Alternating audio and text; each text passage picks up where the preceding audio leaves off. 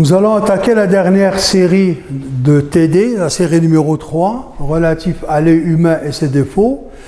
Quand vous avez la feuille de série numéro 3 de TD, le premier exercice, ça concerne la modélisation de l'œil réduit.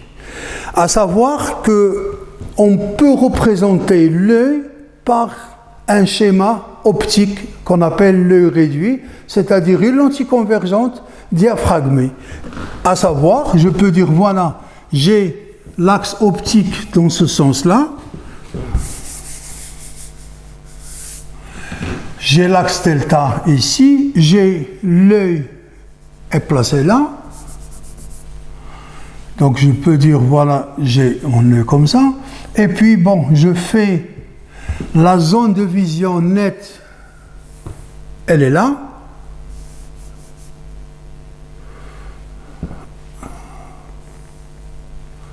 C'est zone de vision nette qui contient le PP et le PR. Le punctum proximum, c'est le point le plus proche où la vision est nette. Le PR, le point éloigné où la vision est nette. النقطة الأقرب والرؤية واضحة، النقطة الأبعد والرؤية واضحة لهذا العين. Très bien. Donc, je peux dire cet œil-là, je peux la représenter par la chose suivante. J'ai l'axe delta ici. Cet œil sera représenté, à vrai dire, par cette lentille convergente L de centre optique O et je dirais de focale F', F. Mais cet œil-là, je vais la diaphragmer par un diaphragme pour ne laisser pas passer toute la lumière. C'est juste la partie centrale de la lumière qui va pénétrer dans l'œil. Donc on appelle l'œil réduit, ça c'est l'œil réduit de cet œil-là. Mais à vrai dire, en toute rigueur, nous pouvons dire que cet œil réduit correspond en réalité à la chose suivante, correspond d'abord à la cornée. Donc cornée de l'œil. Ensuite, correspond à l'humeur vitrée, tout cet espace-là. Après, je peux dire ça correspond à un iris, bon, je représentais l'iris vert pour des yeux verts, et la pupille ici, donc ça c'est l'iris, et là c'est la pupille. Bon, j'écris là, pupille. Et derrière la pupille, qu'est-ce que je vais mettre? Je vais mettre le cristallin. Le cristallin, c'est cette lentille-là, le cristallin, c'est cette lentille-là qui va me former l'image sur la rétine. Je prends le... Voilà. Ça, c'est humeur... c'est l'humeur vitrée et là, c'est l'humeur aqueuse. Très bien. Et derrière, je vais arriver au dernier point qui est la rétine. C'est là, la rétine. C'est là où ça se forme l'image. Ça correspond à l'écran pour notre lentille. Voilà, j'ai ici l'écran qui correspond à la rétine. L'œil réduit, c'est cette lentille convergente diaphragmée, d'accord, correspond à l'œil réduit qui traduit réellement par la cornée, humeur aqueuse, humeur vitrée, cristallin, iris, pupille, et l'écran, c'est là où ça se forme l'image. C'est ça pour la question numéro A. Dans tout l'exercice, on prend cette distance-là de 17 mm, c'est-à-dire entre le cristallin et la rétine, de 17 mm. Qu'est-ce que ça veut dire? Ça veut dire que cette lentille a pour distance focale F' est égale à 17 mm que je dois convertir en mètres, c'est 17 10-3 mètres. Et de divergence V égale 1 sur f' qui va me donner la valeur suivante, V est égal à, je dirais, à 1000 divisé par 17, c'est 63 à peu près à 8,24 dioptries. Là, c'est le rappel de cours concernant l'accommodation. C'est juste pour rappeler que l'œil, comme on a dit tout à l'heure dans la capsule du cours, l'œil, c'est un globe de 8 grammes, 25 mm de diamètre, composé d'un sclérotique et une membrane blanchâtre épaisse de 2 mm qui vient devant et qui s'incurve pour donner la cornée, devient transparent. Cette cornée laisse passer la lumière. La lumière rentre et va traverser l'humeur aqueuse. Puis va rencontrer la pupille avec l'iris. La pupille, c'est l'ouverture réglée par l'iris. L'iris, c'est la membrane qui nous donne la couleur aux yeux. Et derrière se trouve le cristallin. Le cristallin forme l'image sur la rétine.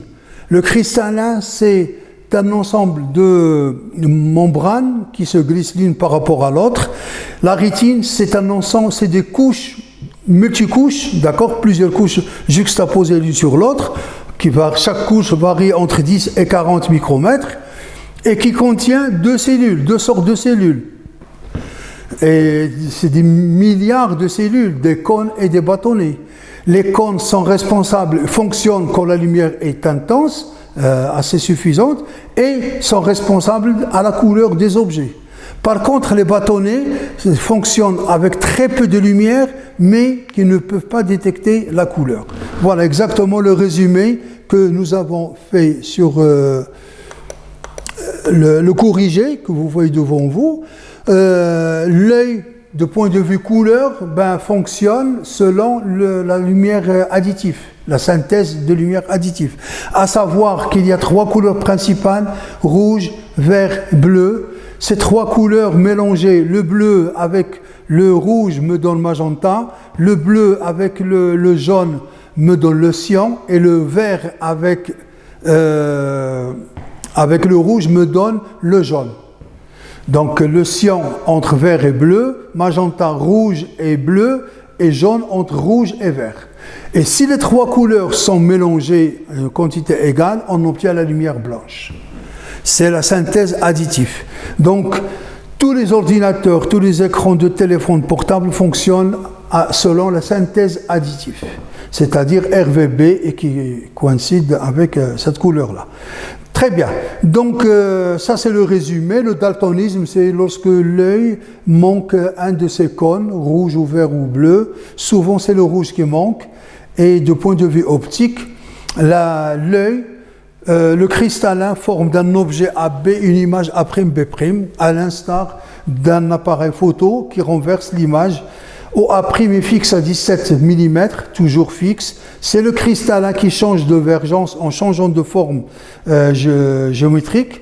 D'accord, il bombe donc pour trouver cette relation de conjugaison. Ça, c'est l'accommodation, on a expliqué l'accommodation. Et par les muscles ciliaires et les génules qui se contractent pour laisser augmenter le volume du cristallin.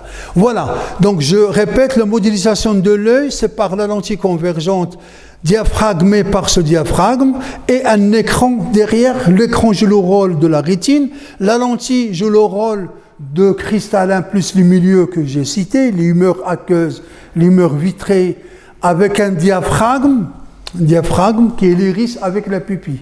La cornée rentre dans la lentille convergente. D'accord? Donc ça, c'est le parallélisme ou la modélisation d'un œil qu'on peut faire de cette forme-là. Donc un œil quelconque possède une zone de vision nette devant lui. L'œil normal, par définition, moins 25 et moins l'infini. Et il présente une image normale. Donc l'œil réduit, l'écran, la lentille et le diaphragme, qui joue le rôle de l'iris. Voilà, donc ça c'est la première partie. l'accommodation, l'amplitude dioptrique qu'on a définie comme étant le verre, l'amplitude hypothétique d'un verre hypothétique qui transforme le PP en PR, on le calcule, on a cette partie-là. Donc l'exercice numéro 1, il est complètement clos. Le rôle de l'iris joue le rôle de diaphragme. La pupille, c'est l'ouverture de ce diaphragme-là et une expérience de laboratoire. Voilà comment on fait. Très bien. Donc l'exercice 1, c'est du cours. J'ai résumé. Sur le corrigé, on a détaillé la solution. On vous laisse le soin de lire. En cas de besoin, vous pouvez poser vos questions à votre enseignante de TD, comme c'est convenu.